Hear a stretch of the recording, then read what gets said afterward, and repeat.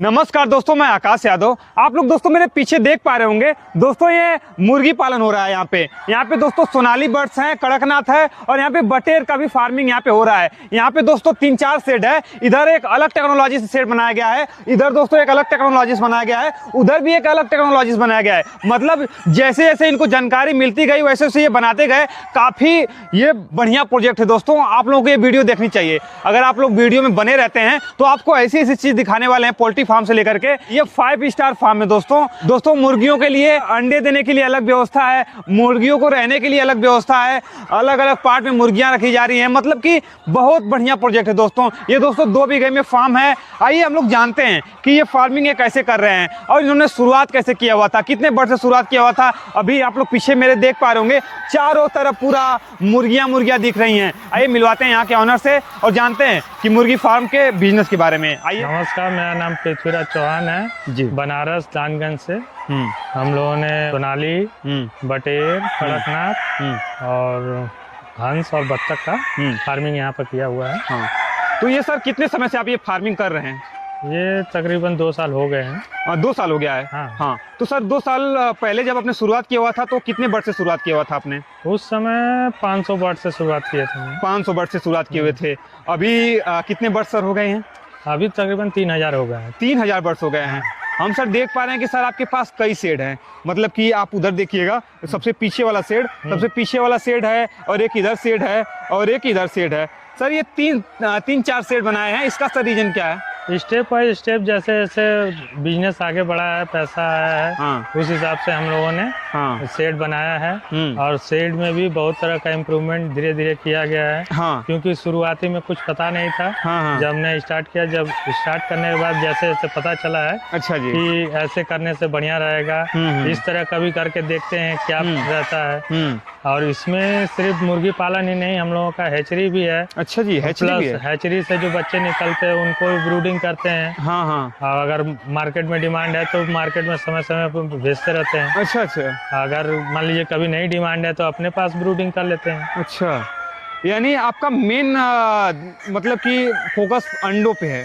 हाँ, और यहाँ पर सबसे बड़ी बात है कि हम लोग अपने ही फार्म के अंडों को हैच करते हैं। अच्छा। जिससे किसी तरह का धोखेबाजी होने का चांस नहीं है। कहीं दूसरे के यहाँ से पता चला कोई और अंडा भी मिला दे तो अब उसमें हम जब बच्चा किसी को देंगे तो अगला हम लोग को दोषी बोलेगा कि आपने कौन सा बच्चा दे दिया। आप एक प्लस पॉइंट कर रहे हैं कि बहुत से लोग सोनाली बर्ड्स भी करते हैं पर फ्री रेंज नहीं करते हैं। पर आपका सर प्रोजेक्ट था, ये कितने बीघे में है? ये तकरीबन 2 बीघा में है। 2 बीघे में प्रोजेक्ट है आपका। 2 बीघे में आप फ्री रेंज पूरा रखे हुए हैं। पूरा शेड वाला एरिया मुझे लगता है कि 7000 स्क्वायर फीट में होगा और सब फ्री रेंज में है। पूरा। और सर हम देख पा रहे हैं इधर भी सर, इधर कुछ बड़े मुर्गे हैं जिसे पार्ट वाइज पाज आप रखे हुए हैं। कि कुछ में छोटे, उससे बड़े, फिर उससे बड़े, ऐसे जैसे जैसे समय में फार्म बढ़ता गया उस हिसाब से मुर्गियां आए हैं। और उसी जिसमें एक बार वो इंटर कर गए तो उसी में रहना वो पसंद करते हैं।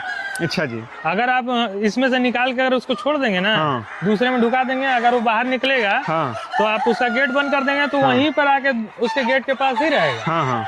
ये नहीं है कि वो दूसरे में चला जाए। सर आपकी सोच भी काफी लंबी चौड़ी है। सर आपका क्या सपना है, मतलब कि इस फार्म को कितने बड़े लेवल पे आप ले जाना चाहते हैं? हम तो चाह रहे हैं कि ये बनारस ही नहीं, भारत के बहुत सारे कोने तक पहुंच जाए। पर उसमें समय भी लगेगा और बहुत लोगों का, आप लोग का भी सहयोग लगेगा। नाम कमाना चाहते हैं आप? नाम नहीं, नाम कमाना रहता है तो बहुत सारा काम है दुनिया फार्म में। अब जैसे देखिए, हर एक चीज का एक रूट होता है। अब ये फार्मिंग लाइन का रूट है, इसमें हम नाम कमाए क्या करेंगे? उससे तो हमको पैसा नहीं मिलेगा। बिल्कुल। पर मैं जैसे जैसे मेरा अगर वो बढ़ते जाएगा फार्मिंग का सिस्टम, लोग हमसे जुड़ते जाएंगे तो मेरा नाम बढ़े ना बढ़े, मेरा सिस्टम तो और बढ़ेगा। सिस्टम बढ़ेगा। अब ये जरूरी नहीं है कि मैं पूरे भारत में घूमूं। लोग हमसे आगे जुड़ेंगे तो हम बढ़ेंगे। ये बताइएगा कि हम आपके बगल में सर ये तालाब देख पा रहे हैं छोटा सा। ये सर किस लिए बनाया गया है? ये नेचर के करीब रहने के लिए या फिर कुछ? मेन पर्पस तो नेचर के करीब ही रहना है। जब जानवरों के बीच रह रहे हैं तो उन्हीं लोगों के हिसाब से। पर इसमें मछली पालन है। अभी फिलहाल मछली बिजनेस पर्पस से नहीं है। अच्छा जी। तो अपने ही लिए पाला गया है, क्योंकि ये गड्ढा खुदाया अभी 1 साल नहीं हुआ है तो पानी इसका पकने के लिए। तो ऐसे ही जो सौरी वगैरह ये सब मछली अभी हम लोग डाले हैं। आगे से अभी इसको बढ़िया से कंस्ट्रक्शन कराएंगे, क्योंकि अभी हम लोग जब खुदाई किए तो देखिए मिट्टी गल गल के भीतर गिरी। हाँ। अब इसमें इसके बाद जब इसको पक्का करा देंगे किनारे किनारे, तो अब मिट्टी इसमें नहीं गिरेगी। हाँ सर, हम देख पा रहे हैं कि उसमें आप कुछ बत्तख भी रखे हुए हैं, इंडियन रनर है, खाकी कंबल है। खाकी कंबल तो है सब, और इंडियन रनर भी हैं, और हंस भी हैं। ये भी, इसका भी बिजनेस बढ़ाने के लिए हम लोगों ने किया था। पर इनका अंडा और सोनाली का अंडा जो हैचिंग जो प्रोसेस है, उसमें टेम्परेचर का इशू होता है। अच्छा। अब आगे का प्रोग्राम ये है कि 5000 कैपेसिटी का बत्तख के लिए अलग से लगेगा। जरा ये वाला फार्म जो अपना टेक्नोलॉजी से बनाए हुए हैं, जरा इसको दिखाइएगा चल के। चलिए आइए दिखाते हैं। तो सर ये बताइए कि आप ये वाला टेक्नोलॉजी हर फार्म से चुरा करके लाए हैं क्या? भाई देखिए, जैसे तैसे फार्मिंग करने से नुकसान ही है, कुछ बहुत ज्यादा फायदा नहीं है। अच्छा जी। अगर हम लोगों को अच्छी तरह से वो करना है, अब जैसे ये अंडा के लिए है, ये हम लोगों ने पहले वो यूज किया फल वाला जो कैरेट होता है, तो ये थोड़ी मुर्गियां थोड़ा उत्पात मचाती हैं, जिसकी वजह से उसको तोड़ देती हैं। अच्छा जी। अब ये है कि इसमें तोड़ने का कोई सिस्टम नहीं है। हाँ जी। इस तरह के जगह में आप अंडा वो फिक्स है आके देंगी, फिर उसके बाद अपने चले जाएंगी। किसी तरह का कोई गंदगी हो जाता तो उसको आप साफ भी कर सकते हैं। हाँ जी। वो प्लास्टिक वाला जो कैरेट है वो अगर टूट जाएगा तो फिर नया लगाना पड़ेगा। तो जब फार्मिंग हमको करना है तो उसी हिसाब से हमको देखना होगा ना कि कहाँ क्या नुकसान हो रहा है, क्या फायदा हो रहा है। अच्छा जी। अगर हम अपने मन से जबरदस्ती तो नहीं कर सकते हैं। जी बिल्कुल। तो वही सब देख के हम लोग फार्म को जगह जगह से सीखे हैं। ये बहुत जरूरी है देखना। और ये देखिए बांस तो सोनाली मुर्गी पालन में बहुत जरूरी है। अच्छा जी। बांस अगर लगा देते हैं तो इससे क्या होता है, ये नीचे कम ज्यादा ऊंचाई पर रहना पसंद करते हैं। अच्छा जी, ऐसा क्यों? इन लोगों का स्वभाव है। अच्छा, ऐसा स्वभाव है। जैसे कि वहाँ पे हम देख पा रहे हैं, उधर देखिएगा जरा, कितने प्यारे भी लग रहे हैं और उस पे बैठे हुए हैं। उस पर आराम से वो लोग बैठे हुए हैं। मतलब देखिए दोस्तों, आप लोग भी देख पा रहे होंगे, इतना जगह बनाया गया है, इन्हीं के लिए बनाया गया है, इस पे रहने के लिए, इस पे रहने के लिए। पर ये लोग रह रहे हैं इस पे, मतलब उत्पाद ज्यादा कर रहे हैं। ये धान की जो भूसी जो दिया जाता है, कि ये जो बीट उट करेंगे तो उससे गंदगी नहीं ज्यादा फैलेगा। उसमें सूख जाएगा जल्दी से जल्द, और खाद के रूप में फिर उसके बाद 2-3 महीने में इसको बदल दीजिए, फिर नया भूसी डाल दीजिए।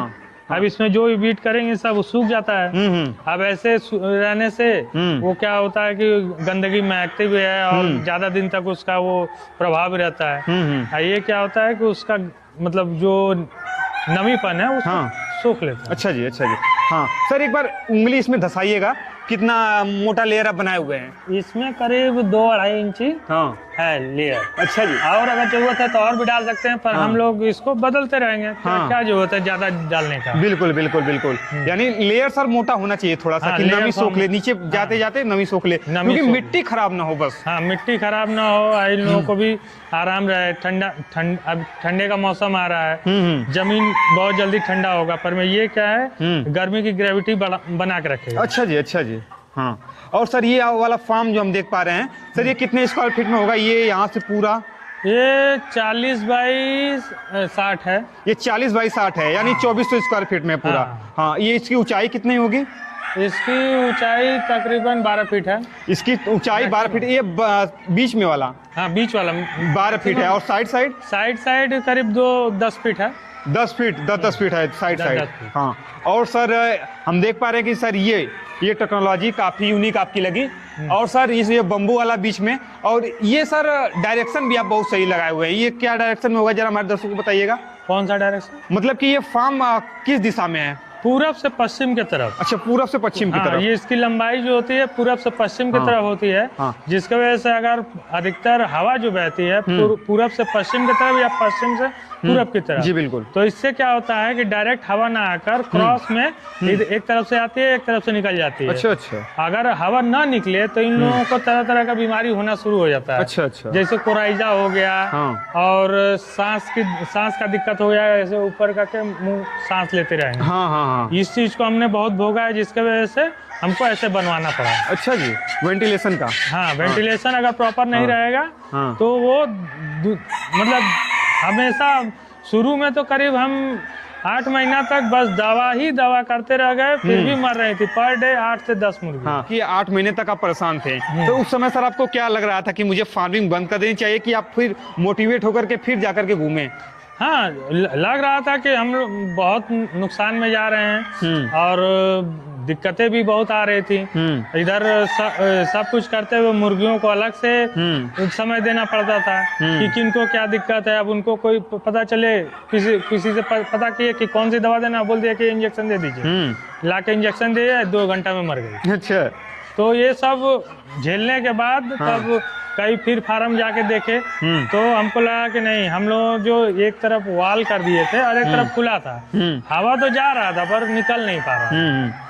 अब उसके वजह से वो जो गंदगी है उसी में सराउंड घूम रहा था। अच्छा जी। अब क्या हुआ कि हम लोग जब उसके अंदर जब नहीं समझ में आया तो वेंटिलेशन के लिए खिड़की खोले। अच्छा अच्छा। एक बार खिड़की खोल के देखते हैं। हाँ। जब खिड़की खोले तो 2-3 महीने में जितनी बीमारी थी, मैं दवाई से परेशान था, हाँ।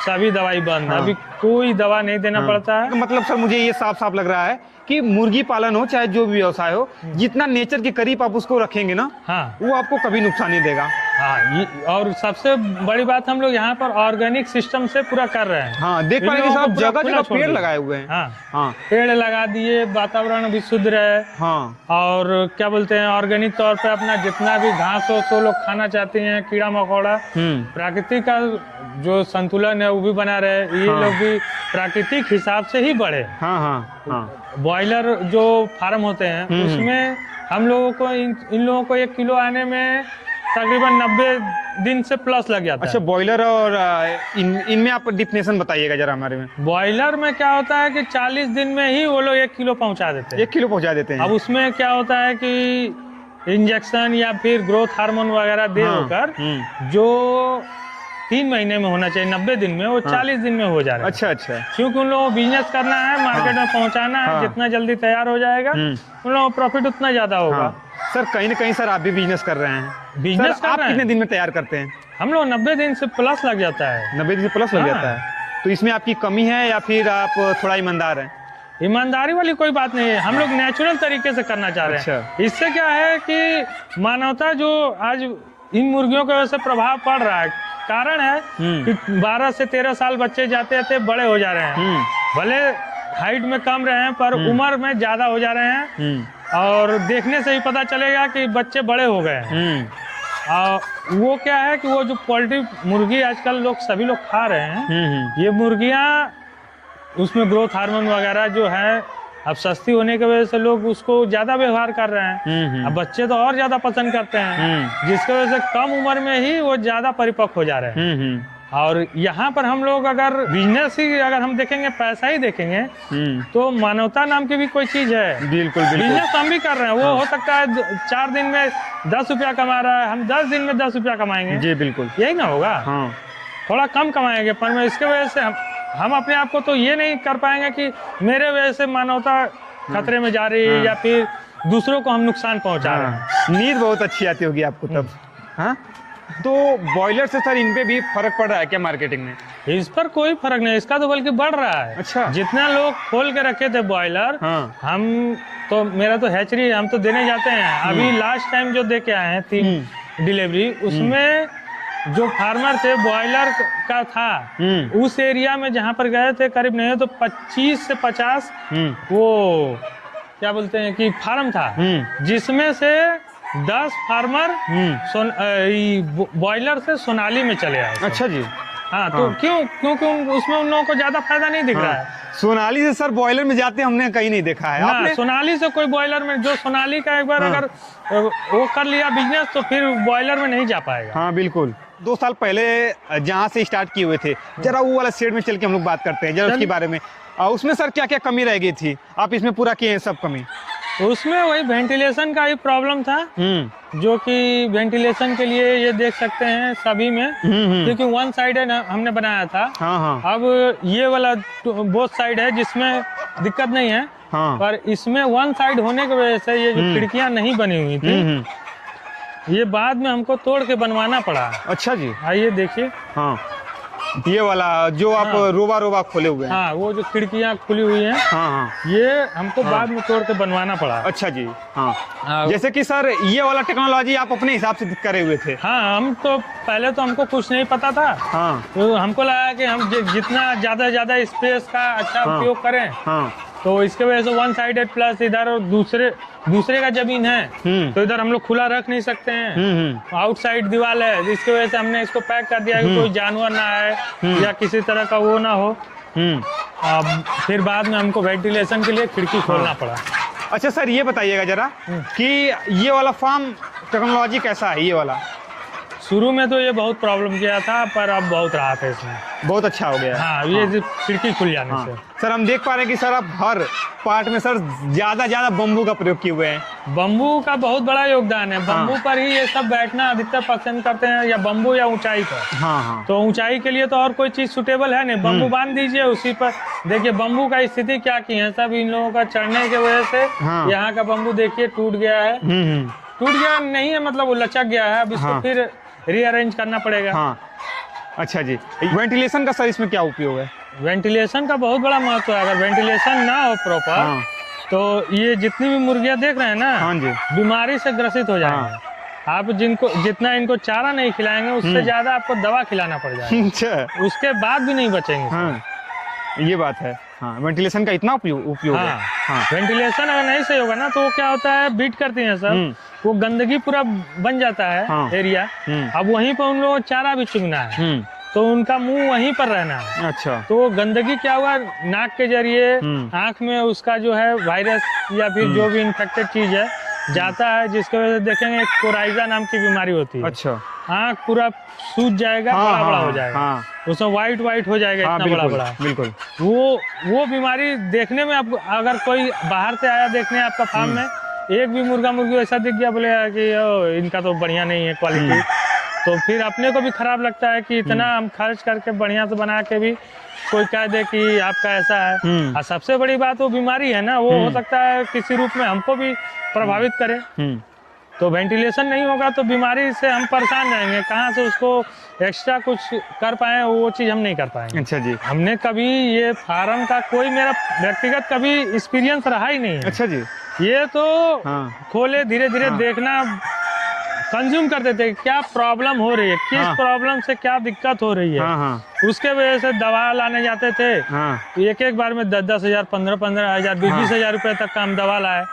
दवा लाने के बाद भी हम देख रहे हैं कि हमारा कुछ प्रोग्रेस हो ही नहीं रहा है। अच्छा। तो लास्ट में पता चला कि वेंटिलेशन प्रॉपर नहीं हो रहा है। तो हमने फिर दोबारा खर्च करके खिड़की तुड़वा के बनवाने के बाद जब 2 महीना बीता, तो पता चला कि धीरे धीरे बीमारी खत्म हो रही है। खत्म होते होते आज ऐसा हो गया कि एकदम पूरा, बस हम लोग ये विटामिन वगैरह ही देते हैं। और इन लोगों को कोई स्पेशल दवा या इंजेक्शन, जिससे कि ये तो आज नहीं तो कल हम, मतलब मानव जाति इसको कंज्यूम करेगा, तो उसको किसी तरह का दिक्कत ना हो। बिल्कुल।